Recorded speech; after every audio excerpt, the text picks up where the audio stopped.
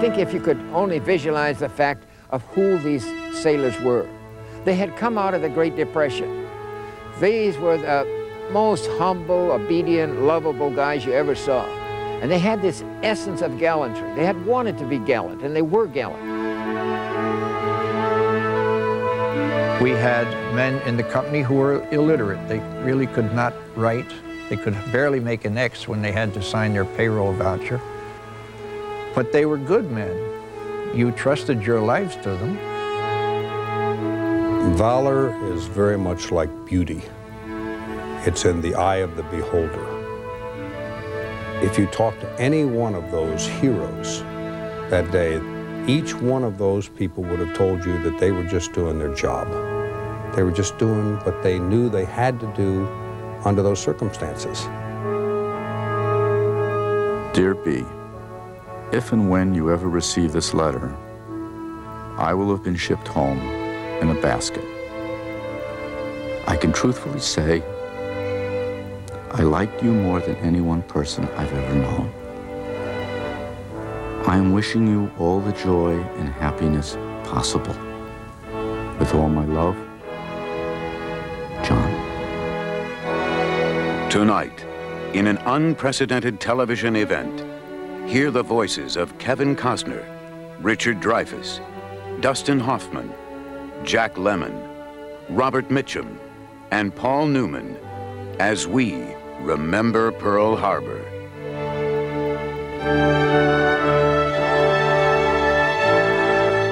And now, join our hosts, General H. Norman Schwarzkopf and CBS News correspondent Charles Kuralt. Good evening. Good evening, General Schwarzkopf. Very nice to have you with us. Good evening, Charles. It's quite a story we have to tell tonight, you and I, the story of a nation, a people, and a world, all changed forever by the events of one Sunday morning 50 years ago today. It's certainly a day that changed the face of war forever and probably changed the way America looks at itself and its place in the world.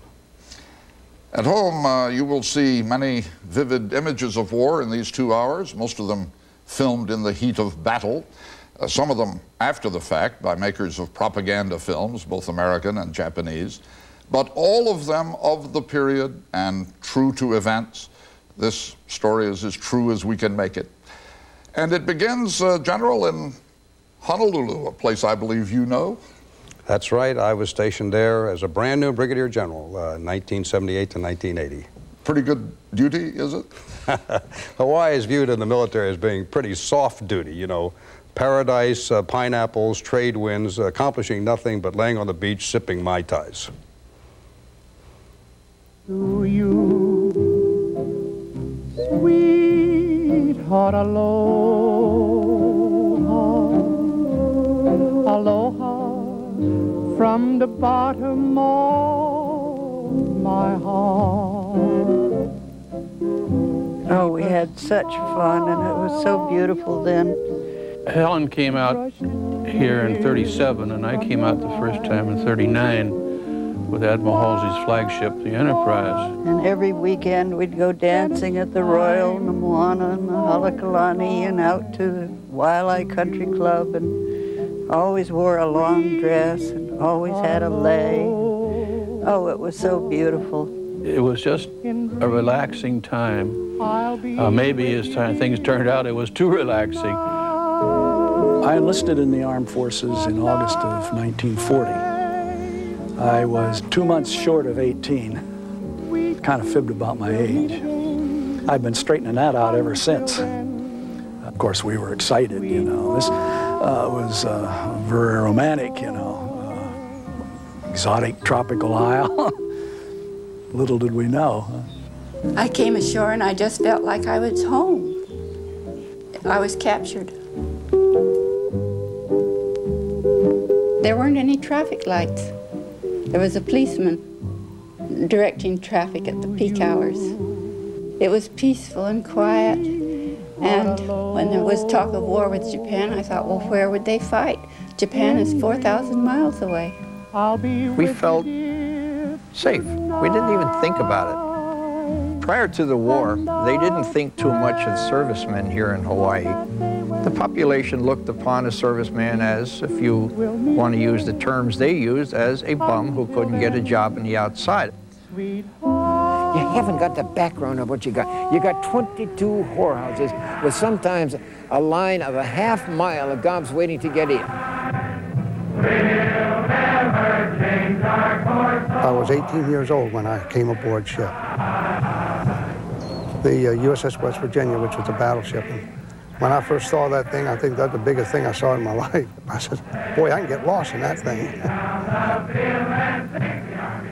Practically every man in the United States seemed to be here. So that, you know, it was about 1,000 dates a night thing, which you couldn't accept. It was fantastic. I was trying to be a newspaper writer, and that's why I was here in December 1941. Before the war started, everybody practically went back and forth to California on the Lurleen or the Matsonia.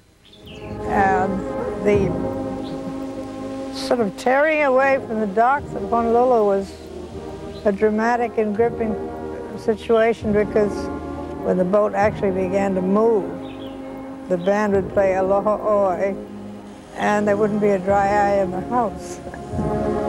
Everybody's sobbing, even if they didn't even know anybody was going away. It was an entirely different world. The difference between how we lived on December 6, 1941, and how we lived one day later is like night and day.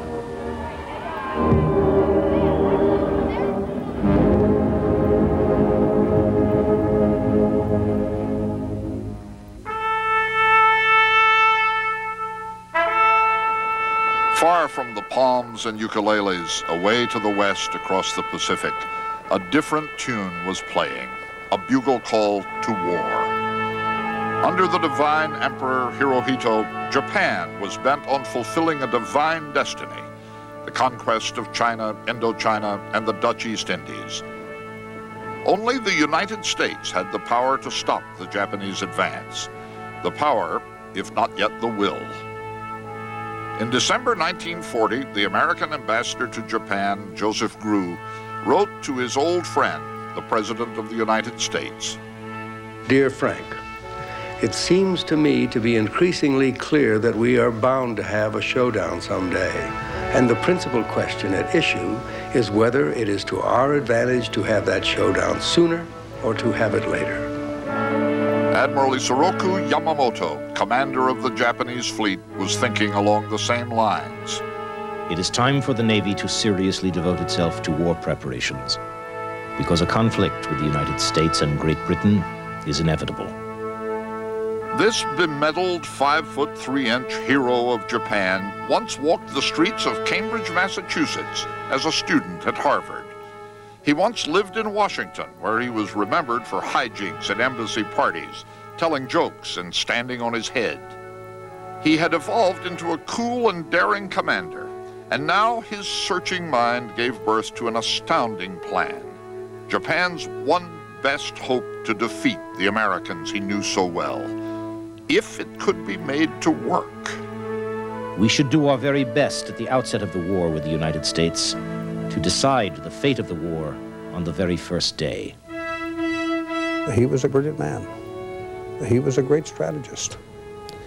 It's interesting, when you read about Yamamoto, Yamamoto never thought Japan was going to win the war.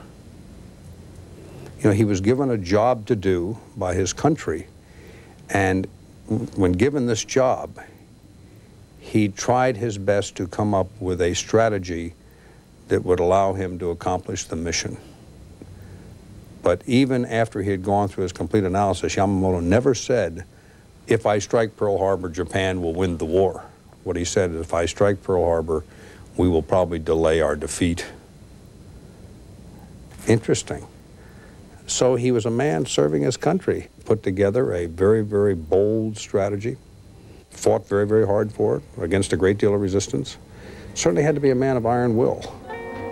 No one in America dreamed what the Japanese admiral was planning. When stars appear, I seem to hear a serenade. The Andrews Sisters sang a theme song for the mood of America in 1941, A Sleepy Serenade. We were more concerned about getting out of the Depression.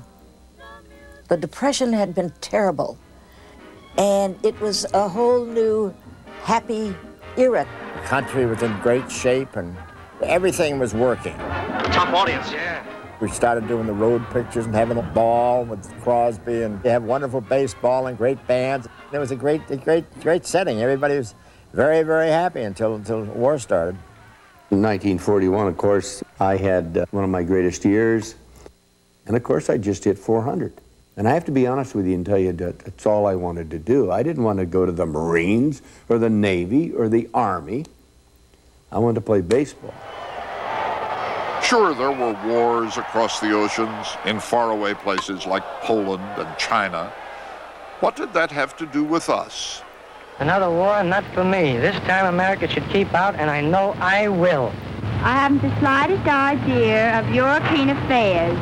If war breaks out in Europe, I think that this country should heed the advice of its first president and avoid all foreign entanglements.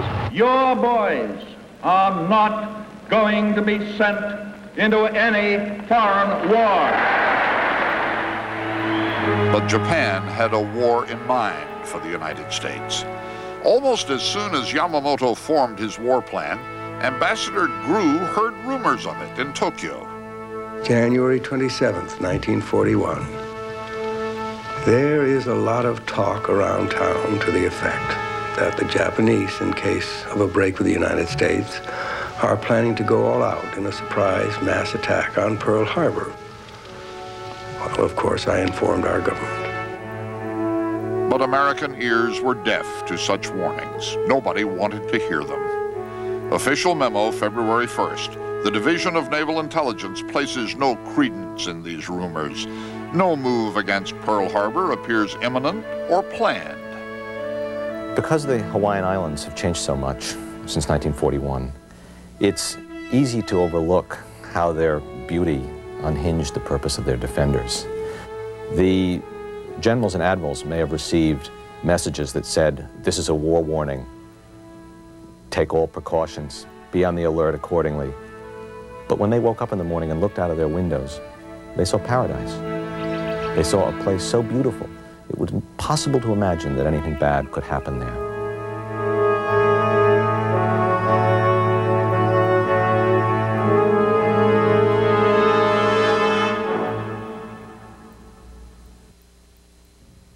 America's pork producers, who bring you pork, the other white meat, are proud sponsors of this program.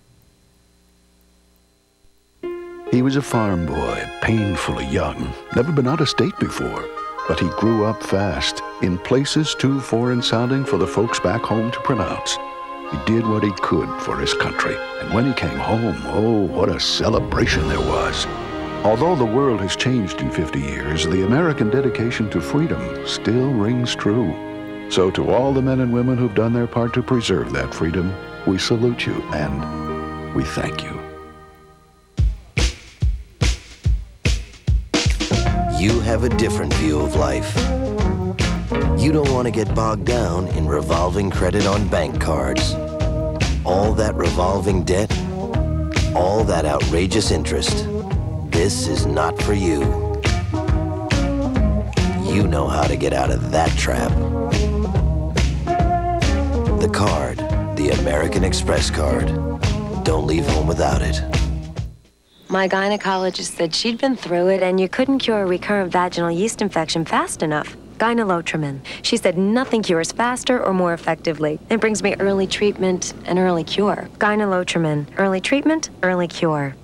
I'll borrow my mother's earrings. Her scarf. But my mother's tampons? No way. I found new Playtex Ultimates cardboard applicator tampons. Great protection, plus a curved cardboard applicator. Playtex Ultimates. It's not your mother.